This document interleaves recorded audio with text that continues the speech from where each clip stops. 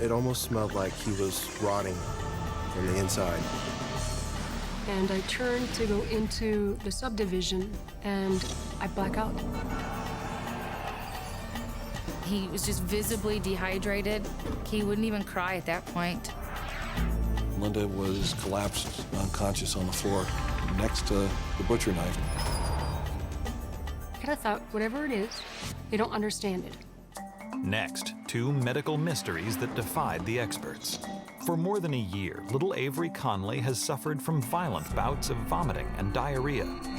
As doctor after doctor insist that he simply has a run-of-the-mill virus, his parents seem to be the only ones who understand just how deadly his condition may be. Something is so wrong with him that we're gonna lose the little guy. Then, Linda Smith doesn't think too much about her agonizing migraines. In fact, she thinks she's got them under control. Until she begins experiencing terrifying blackouts and puts her family's lives in danger. I thought, my God, I could have gotten us killed. I can't ignore this. When illness strikes, we look to doctors to give us answers. But what if they can't? For these unlucky patients, diagnosis is a mystery.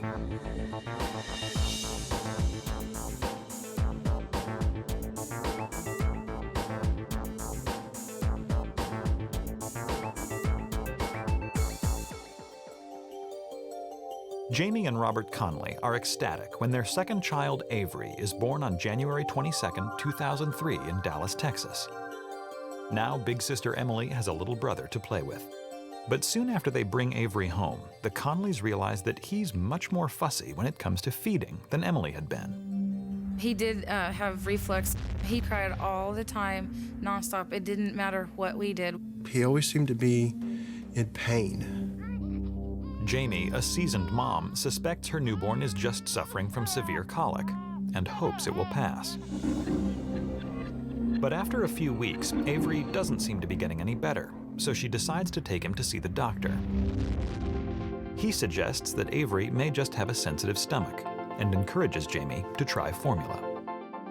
The doctors asked that we please try the dairy-based formulas, and that's when all of the trouble started.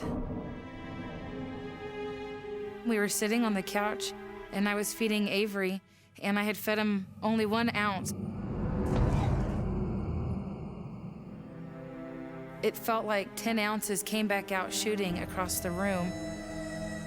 You could tell that it wasn't a normal spit up from after a child eating. It was a projectile. If you'd been across the room, you'd been hit. It came up with such force that it literally would almost knock you off your feet. And it's quite scary watching such a small little baby vomit with such intensity that his stomach just almost literally looked like it was turning inside out. Well, we called the doctor right away, and they didn't seem all that concerned. It was, "Oh, Mom, it's probably just a virus." But the virus doesn't go away. In fact, the vomiting only gets worse. And less than 24 hours after it started, another symptom suddenly emerges. Within a day of the projectile vomiting, the pure water diarrhea started. Actually, almost projectile stools. When you're changing them, you better be quick. Changing the diapers was not always fun. It wasn't normal for an infant to have stool like that.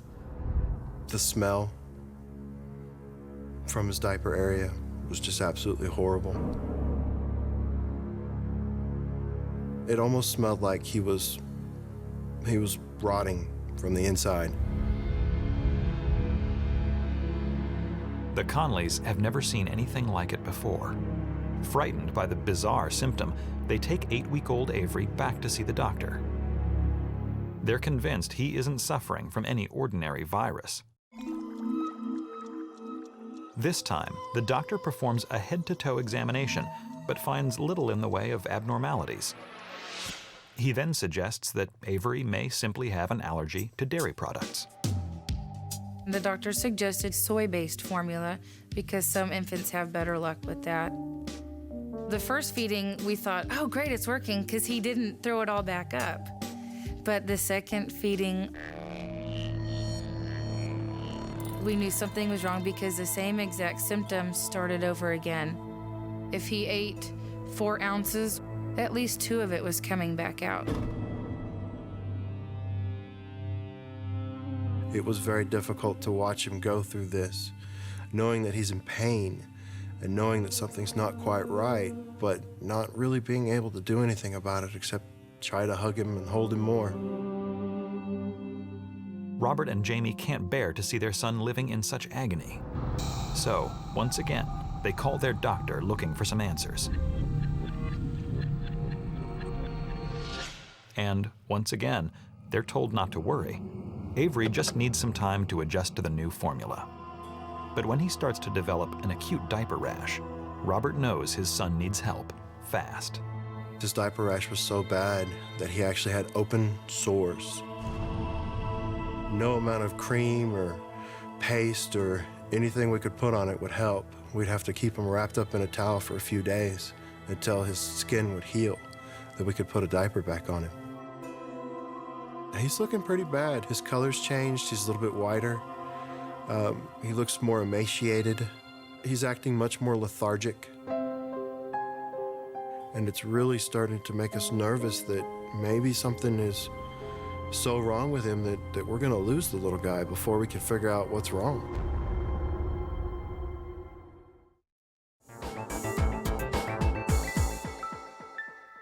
Avery Conley is only 4 months old and has suffered from chronic projectile vomiting and diarrhea since the day his parents brought him home. Doctors are convinced that Avery just has a sensitive stomach and prescribe a soy-based formula to relieve his symptoms. But just 5 days after they make the switch, Jamie witnesses a shocking and terrifying new symptom. Jamie goes to pick up Avery, and he's just totally not responsive. We can't wake him up.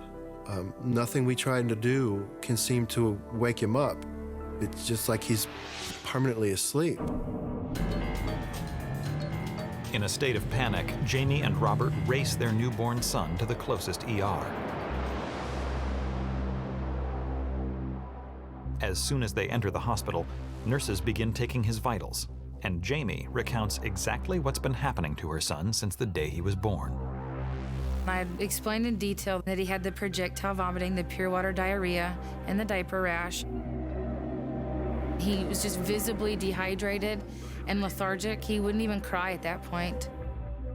Given Avery's medical history, the ER physician immediately calls in a pediatric specialist.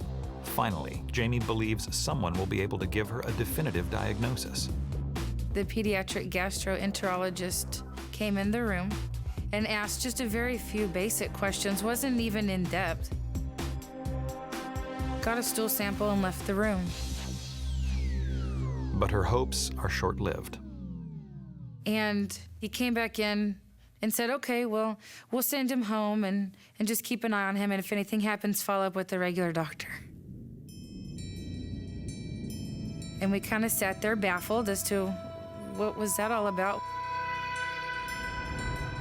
The doctor believes that Avery is suffering from a severe viral infection, but they'll have to wait until the results from the stool sample test come back to know for sure.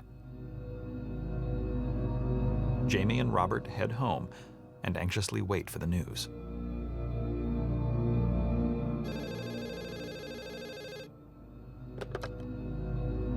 We got the phone call that says the results were negative, that it was not a virus.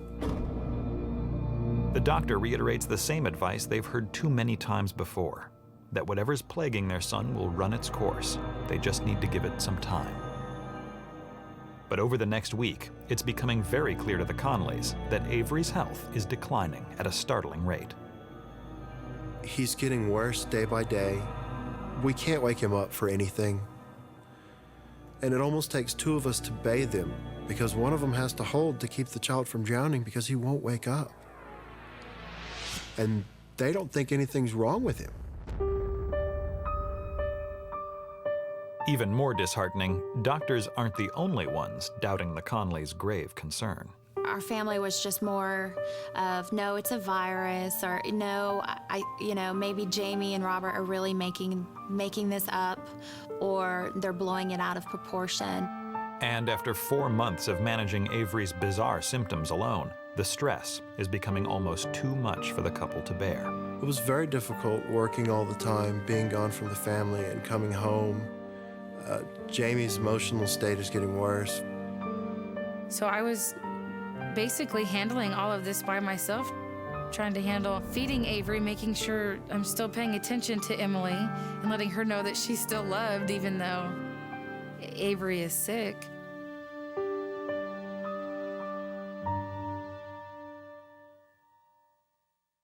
When Avery turns 24 weeks old, Jamie finally breaks down and takes him back to the pediatrician. This time, she's more determined than ever to leave the doctor's office with an answer.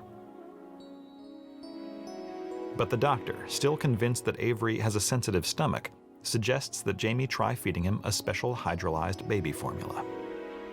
Hydrolyzed formula is pre-digested with enzymes, so it's easier for the stomach to digest.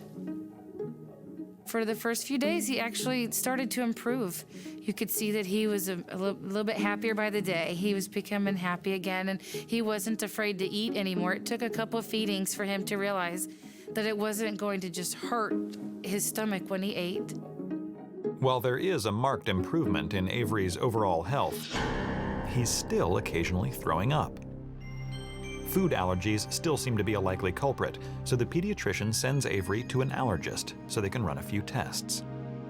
The nurse practitioner ordered the blood tests to test for food allergies and common allergens and things of that nature. The 2-week wait to get the allergy results were just awful. Because this whole time, again, you're kind of doubting yourself in the back of your mind, thinking, is it something that we're doing? When the results finally arrive, they are nothing short of shocking. He says, well, it's really strange. He has no food allergies. So we really don't know what's going on, but just stay with the hydrolyzed formula. At yet another dead end, the Conleys can only continue to feed Avery the specialized formula. At least he can keep most of it down. When he turns 8 months old, though, Jamie begins transitioning him to solid foods, hopeful that Avery will finally be able to eat trouble-free. When we introduced solids to Avery, we started with cereal. And the first feeding was okay, there were no symptoms. And the second feeding, some of it came back out, and we thought, well, maybe it's just the reflux kicking in because his stomach's learning what to do. And then by the third feeding, it all came just right back out. He just vomited the whole meal up. It's a decisive moment for the Conleys, and they agree that the first step in finding a diagnosis for their son's perplexing condition hinges on the next decision that they make. We were bound and determined to figure this out if we had to on our own. Basically, we're firing our doctor.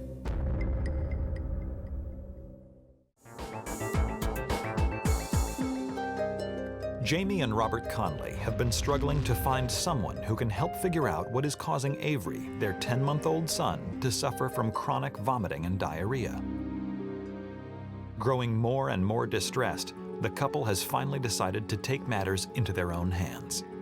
I started to do research on the internet and find groups on the internet and talk to other moms. And I probably did at least 200 hours of research. And then,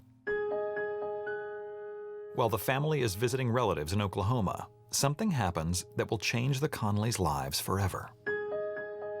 We went for a drive, and I remember to this day seeing the billboard, and it says, OU Children's Physicians, Dr. John Grunow. And when we got home, she did some research into what his specialty was, and it's gastroenterology. We're living in Louisville, Texas, which is about 3 hours and 45 minutes away from Oklahoma. We pretty much packed up and left. I'm a mechanic, I can get a job anywhere. I was concerned What if the doctor was not able to help them, then they just moved from another state for nothing? 3 months after first seeing that man on the billboard, Jamie finally meets pediatric gastroenterologist Dr. Grunow. Well, Jamie was really very frustrated because Avery had had problems since birth, and no one seemed to take the time to listen to her. For the first time in more than a year, the Conleys are hopeful as Dr. Grunow goes over every symptom that Avery has been experiencing. The combination of severe bouts of vomiting and diarrhea lead him to suspect that the culprit may be Avery's digestive tract. He immediately orders a colonoscopy, a risky procedure for a 1-year-old child. To do a colonoscopy requires sedation, and the risk is primarily with the sedation itself. There's also the possible risk of poking a hole through the wall of the colon. That should be a very serious complication. So there is risk involved with doing colonoscopy. As the Conleys wait for Avery's colonoscopy appointment, Jamie follows up on Dr. Grunow's hunch. She's burning up the keyboard, typing in symptoms, hoping that something will pop up. There was a specific diagnosis in there that met our symptoms that we hadn't looked into yet because it is extremely rare to have. The next week, Avery undergoes the colonoscopy.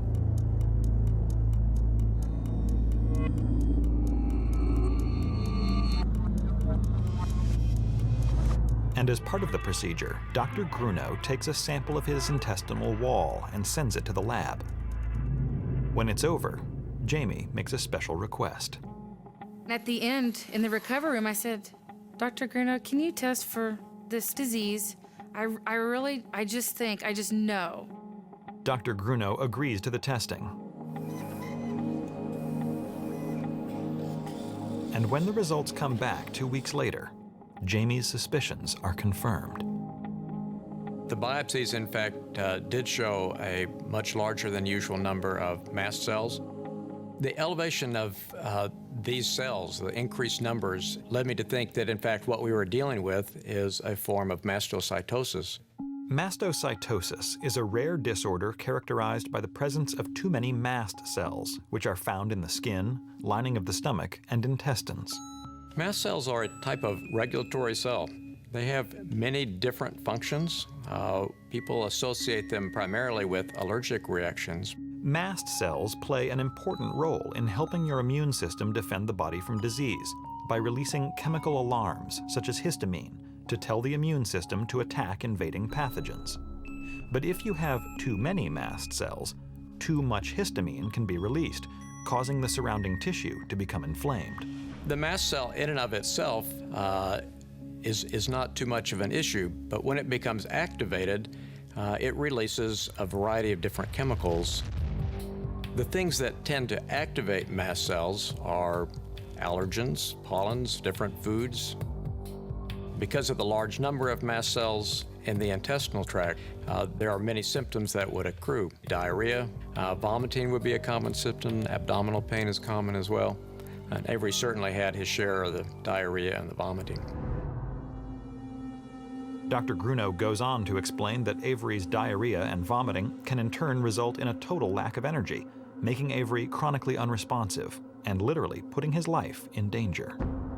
If the diarrhea persists and you can't take enough food in, it's inevitable that one would die of starvation, be severely dehydrated.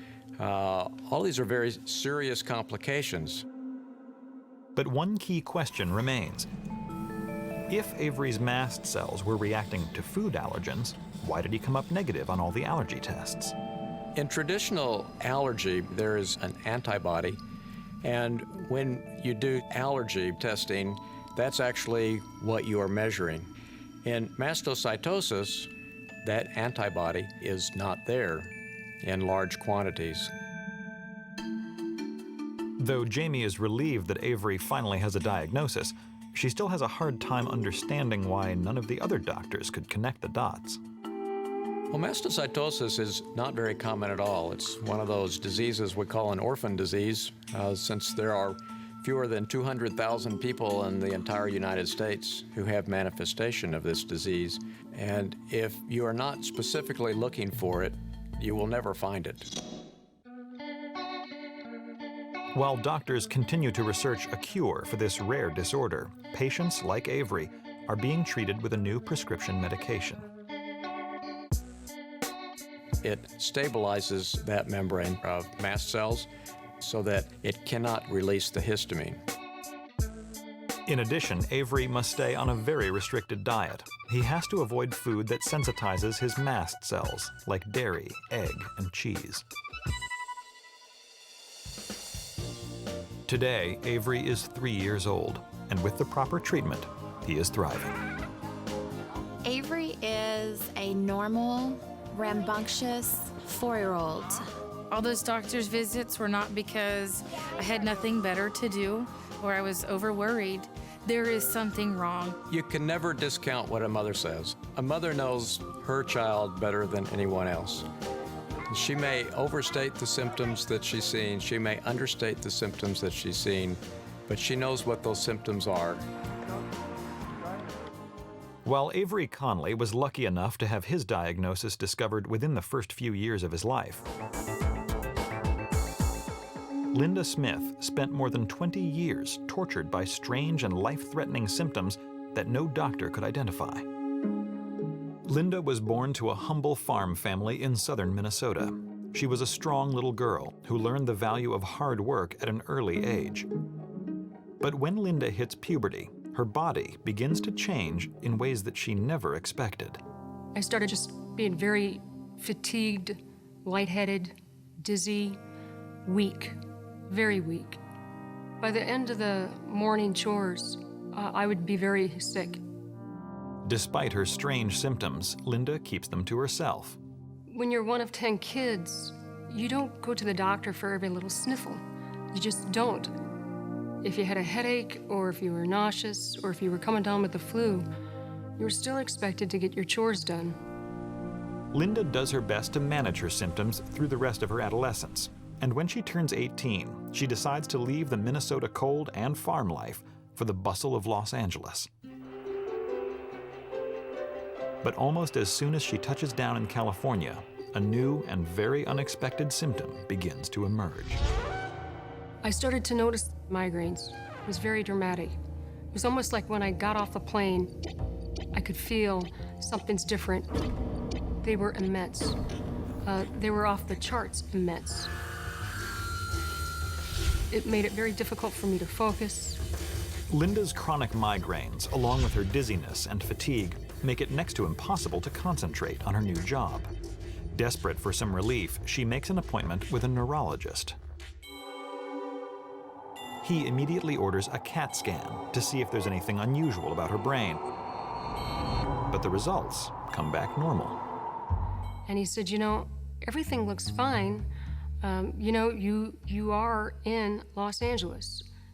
We are smog capital of the world. Maybe you have a sensitivity to the smog. Linda resolves to manage her symptoms on her own and begins to experiment with various over-the-counter medications, but none of them seem to help. The headaches were still very intense, just exhaustion. I felt exhausted. I really felt like I needed to get a better handle on my health situation. I thought, it's time for a change. Linda decides she's had enough of the smoldering LA heat and smog and moves back home to Minnesota. When she walks out of the airport and the frigid air hits her, something odd happens. Immediately, the headaches were gone. I mean, it was dramatic. It was like, oh my gosh, where are the headaches? Linda is completely taken aback by the sudden improvement in her health. And as soon as she's feeling up to par, she decides to try living on her own one more time. After just 3 months in Minnesota, she packs her bags again and heads to sunny Florida. As soon as I get into Florida and I get out of my car, it's like, wow, they're back. The headaches came back. They were at least 10 times more severe than any of the headaches that I even had in Los Angeles. Despite the return of her dreaded migraines, Linda sucks it up and tries her best to manage them with pain relievers. She perseveres, and soon after landing a job, she meets Dan Smith. I was working for a delivery company, and Linda was one of the secretaries at a business that I delivered to. And a short time after that, we began dating. Linda is happier than she's ever been, and a year later, they announce their engagement. I really was excited about meeting her because she was marrying my brother, who I love very much, and I immediately fell in love with Linda. It isn't long before Dan notices Linda's headaches, but she assures him that they're nothing to worry about. Linda was never interested in seeing a doctor. Going to a physician was not high up on her list. But then Dan picks up on something that suggests Linda could be worse off than either of them realize. One day we were out for a long walk, and we came back to our apartment. And as we walked up the flight of stairs, I noticed that Linda's pulse was quite fast. And I stopped and asked her if I could take her pulse rate. It was running so fast I had a hard time counting it. When I asked her about it, I was kind of surprised at her response. I asked Dan, well, this has happened to you, right? This happens to you, right? He says, no, it doesn't. She was in great shape, and she really was, and she worked out every day. It didn't make sense that her heart rate was running so fast by walking up a flight of stairs.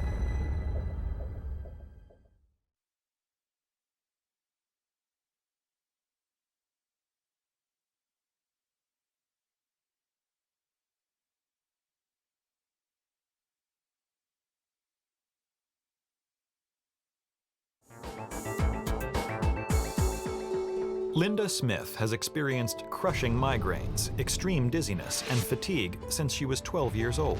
But every doctor she's been to has reassured her that she has nothing to be concerned about, and so Linda hasn't worried.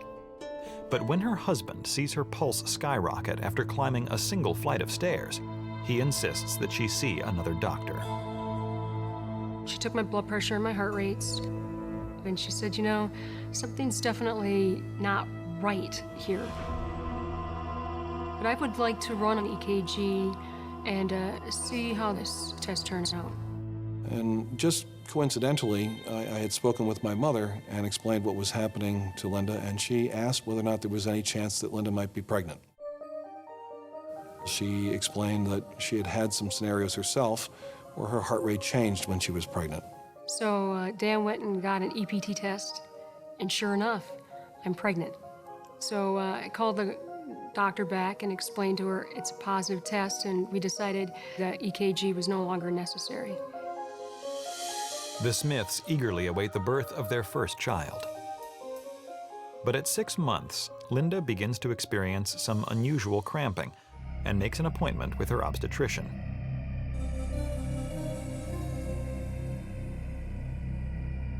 Then, after a brief examination, the doctor delivers some devastating news. We sat down and he said, you know, I just want you to know that you're very young, you're healthy, and you and your husband can try again. I was devastated. And I remember calling my husband and telling him, we're losing the baby. You know, I asked, what went wrong? You know, I took my prenatal vitamins, I drank plenty of fluids. What happened? And he said, what we think may have happened in your case is that the baby just didn't get enough oxygen or blood volume. And it wasn't enough to take care of it. I couldn't comprehend that. Linda and Dan start out on the slow road to recovery. And just 3 months later, they begin trying to conceive another child, despite the fact that Linda's migraines, dizziness, and lightheadedness are the worst they've ever been. I was very afraid that maybe I could never have kids. This is a dream of mine. I wanted to be a housewife and a mother and to have a large family. I knew something was wrong, but I kept thinking about what the doctors in Los Angeles had told me. Don't worry about it. Try not to think about it. It'll get better. Linda does her best to push through her painful symptoms, and when she and Dan find out they're pregnant in March of 1987, they're overjoyed. She was ecstatic, and so was I. I'm like, this is great. Hopefully everything will work out with this pregnancy. And in November of 1987, she gives birth to her beautiful daughter, Christina. But within the first 48 hours after Christina's birth, Linda's symptoms take a dramatic turn for the worse. She felt dizzy again, started to have some situations where she felt like she couldn't hold the baby. She couldn't walk, you know, she was falling over, very dizzy, woozy. She just was totally wasted. But Linda believes she just needs some time to recover after giving birth. She decides to take it easy until she regains her strength. And then, one day a few weeks later, she ventures outside for the first time since Christina was born. This one afternoon, I decided I'm going to take Christina and we're going shopping. I hadn't done that in a while.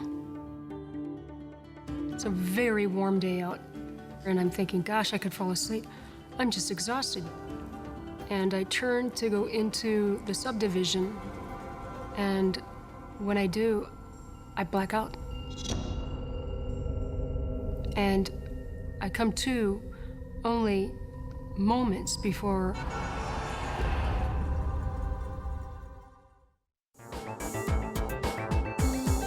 Linda Smith is only 25, but has suffered from agonizing migraines, chronic dizziness, and a dangerously high heart rate since she was an adolescent. Despite her family's concerns, Linda has resigned herself to living with her symptoms until she passes out while driving with her newborn baby in the back seat, narrowly avoiding a head-on collision. I was stunned. I was absolutely stunned. I thought, my God, I could have gotten us killed. I can't ignore this. Linda immediately makes appointments with a team of cardiologists and neurologists who promise her that they will get to the bottom of her terrifying episodes. But while they search for a diagnosis, the blackouts, or what the medical experts call syncope, continue. It was happening quite frequently, and if I stood, sometimes I would only stand for 15 to 20 seconds, and I'd be in a gray out, and very quickly afterwards, I'd pass out. Over the next several weeks, Linda is in and out of the hospital as she undergoes a battery of medical tests. While they can't seem to identify what's causing her heart rate to randomly race out of control, they suggest a drastic measure to help regulate it. And he said, you know, I don't know what this is, but we really may need to consider doing a pacemaker implant. Although the pacemaker could control her heart rate and help suppress the blackouts, Linda is horrified by the thought of having one. 80-year-olds have pacemakers, not 25-year-olds. I felt old. Linda is on the fence about having the pacemaker surgically implanted. But one evening, while making dinner, the choice becomes crystal clear. And I go out to the kitchen, and I had taken some meat out of the refrigerator, and I got a carving knife out to cut the meat up. I remember thinking, oh my gosh, I'm gonna get sick. And I turned around, and just as I turned around, I passed out cold. I walked into the kitchen and saw my daughter in her high chair, and Linda was collapsed and unconscious on the floor. Next to Linda was the butcher knife. This was the confirmation to me to go ahead and have the pacemaker implant.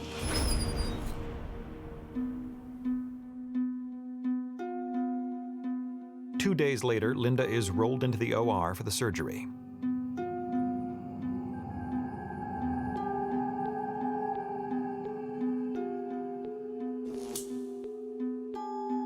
And almost immediately afterwards, her life begins to change. I get up and I use the restroom, and I look in the mirror. I have a glow in my face.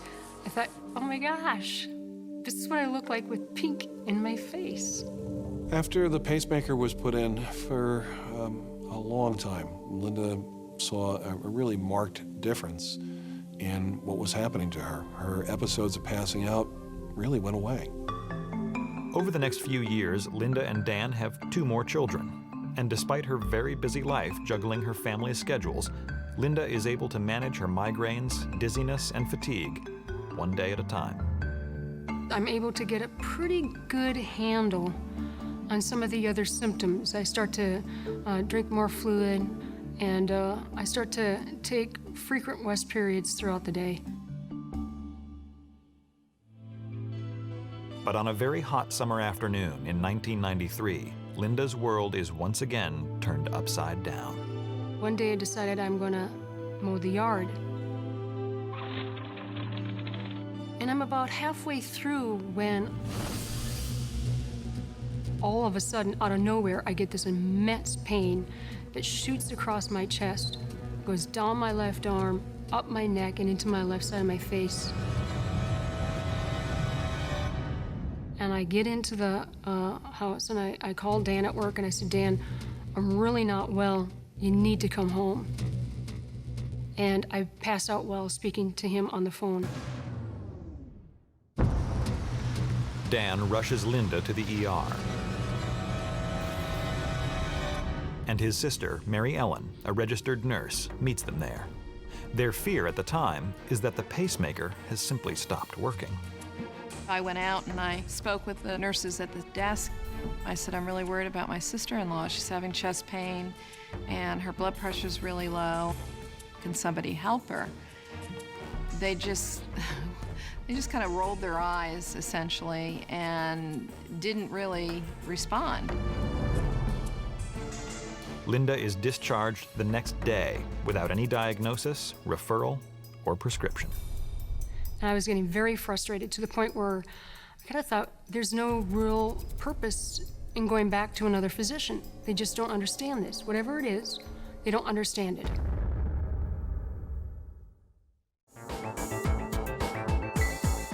Linda Smith has been enduring myriad painful symptoms for almost as long as she can remember. But when her blackouts suddenly reappear without warning, the doctors have no answers for her. Linda is so discouraged, she swears off the medical establishment for good. But with Dan's encouragement, she reluctantly agrees to go to one last appointment with a team of specialists at Vanderbilt University. Within a month, Linda and Dan board a plane headed for Nashville.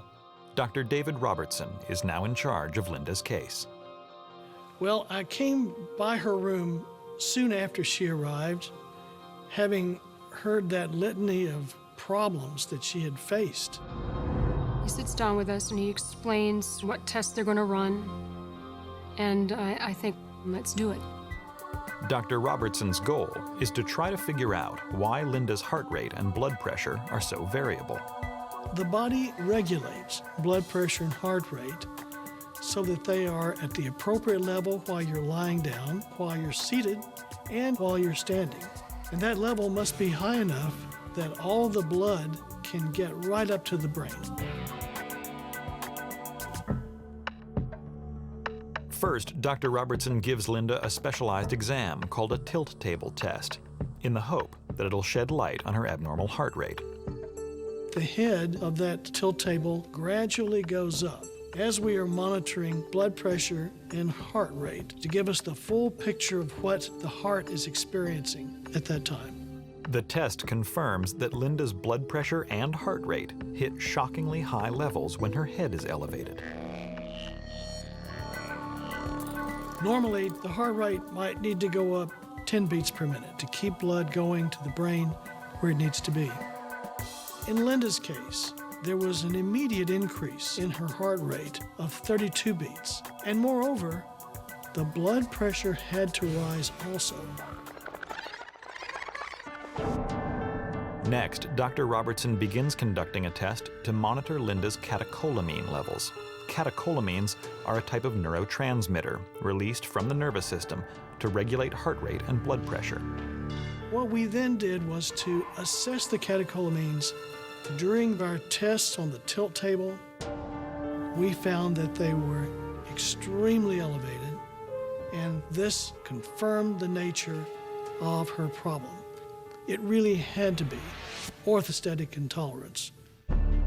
Orthostatic intolerance, or OI, is a condition caused by a defective autonomic nervous system, the system that controls involuntary body functions like digestion, blood flow, and body temperature. Patients with OI can't make necessary adjustments to counteract gravity when standing up, and blood from their heart, lungs, and brain pool into their lower extremities, causing a drop in blood pressure. Suddenly, all of Linda's symptoms make sense. If the blood flow to the brain is impaired, a great many symptoms can emerge, like fatigue, rapid heart rate, migraine, headaches. Some people with orthostatic intolerance, well, they have the feeling like you're going to pass out. That's quite common. But there were times when Linda completely lost consciousness. That is very dangerous if you are in situations where you can harm yourself. And finally, Linda and Dan can understand why they lost their first child. It's possible that there can be loss of a fetus if blood flow to the fetus is not maintained. We can't be sure in this case if that was a factor in the problem that Linda experienced, but it could have been. I remember when he left the room, sorry, thanking God, thank you. Thank you, Father in heaven. Thank you. I was so relieved. It was over. It was over. I had a diagnosis that I thought I can start to regain my life. I don't have to put my kids at risk anymore. I can work with this. I can do it. While Linda feels a definite sense of relief after suffering for more than 2 decades, she can't help but wonder, why did it take most of her life to get diagnosed? The difficulty in evaluating someone with these kinds of symptoms is that each symptom could have many different explanations. The good news is that while there is no cure for orthostatic intolerance, it can be managed. There are drugs which reduce the excessive stimulation of the heart. There's one more crucial thing Linda can do to maintain her health. Since excessive heat can raise a person's heart rate, this can be especially dangerous for people with OI. The heat in Florida is only exacerbating Linda's problem. So we made the decision that we would move back to Minnesota, where Linda's from originally.